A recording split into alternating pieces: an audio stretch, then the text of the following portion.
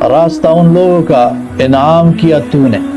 اب اللہ نے انعام کیا، جو شخص جتنا بڑا ہوتا ہے اتنا بڑا انعام دیتا ہے، تو رب العالمین سب سے بڑا انعام کسی کو دیتا ہے وہ صراط مستقیم کا دیتا ہے، وہ ہدایت کا، وہ اسلام کا دیتا ہے، اور قرآن و سنت کو دیتا ہے، توحید و سنت کا انعام وہ لوگوں کو دیتا ہے۔ سب سے بڑا انعام دینے والا ہے، کیونکہ اللہ اکبر، اللہ سب سے بڑا ہے، بڑا انعام دیتا ہے۔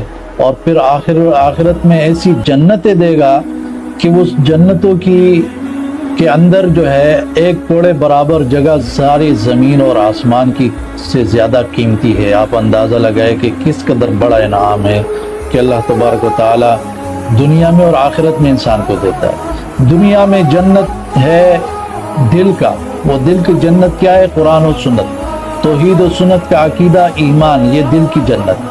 آخرت میں اللہ جنتیں دیتا ہے، دنیا کے اندر اللہ کوثر دیتا ہے، قرآن دیتا ہے، آخرت میں حوض کوثر دیتا ہے۔ کتنے بڑے بڑے انعام ہیں جو رب العالمین عطا فرماتا ہے۔